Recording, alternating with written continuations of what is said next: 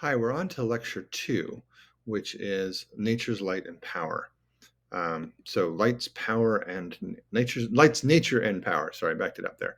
The goal is to understand the power and strangeness of light. Light is a very strange thing. And at the end of this, I'm going to actually have you try to draw light because I want you to really think about how strange it actually is. So we've already talked about things underwater. So the frequency we hear and the wavelength of the sound is dependent on the changing material, the changing medium of the water. If you want to watch this video, it's a guy playing guitar underwater. A guitar string plucked at 440 might have a speed of up to 3,000 miles per second in meters per second in the wood of the guitar, and then be converted to a slower speed of 343 meters per second in the air. So it actually is very fast in that concentrated wood, but it gets very much slower, much slower as it hits the air, where there's very much fewer molecules to actually hit against very quickly. So what I want you might want to think about as a side thought is think what would happen if you fell asleep in a giant microwave oven? How would you cook versus what would be different if you fell asleep in a conventional oven? Which would be worse? Where would the burns occur? How would they occur? That's really talking about infrared heat versus microwaves, which are both part of the light spectrum. And also think about how light travels through glass or water. What happens to light as it goes through those mediums? And basically, how does light travel at all? If you look at it, how does light move from place to place? It bends in the water, but how? What's going on? We don't hear light the way we hear sound. We actually see it with our eyes. We have photons hitting our eyes. What's going on there? And you might want to know, what is the fastest speed possible for light itself? How fast can it actually go? There's a kind of a law here that involves the speed of light. But fundamentally, we want to know, what is light? What is light itself? How are you actually seeing me right now?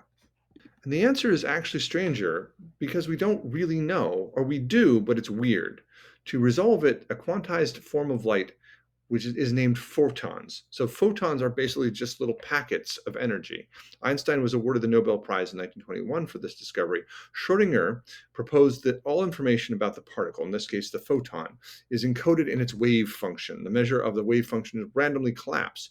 His famous paradox involves a closed box, a cat, and a vial of poison. The Schrödinger cat paradox is that you don't know if the cat is alive or dead until you open the box. But once you've opened the box, only then is the cat alive or dead, because the poison randomly will go off.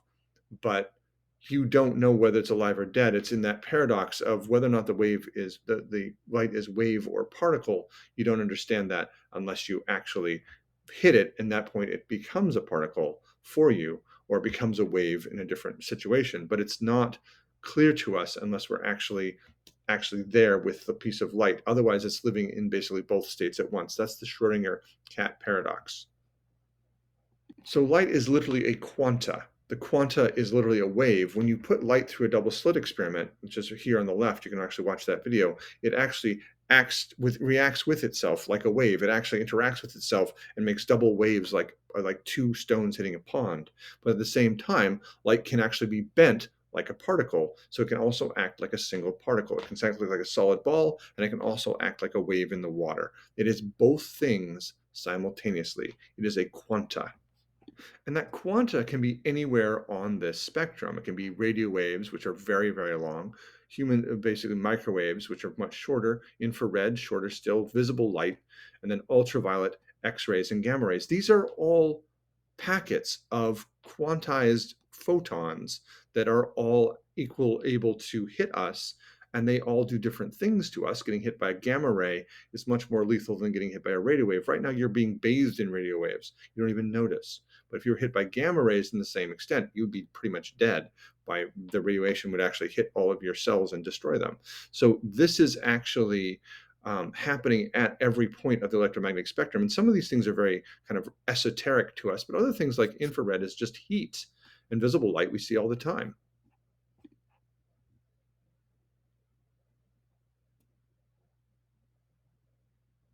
And here's a nice video of the electromagnetic spectrum. There's a side idea here which we could go into, which is, what is the difference between a sunburn and Hiroshima? But we'll get into that in a separate lecture. There's also a way of concentrating the quanta. That's why radio waves can actually burn you. And that's it for lecture 2. Thank you very much.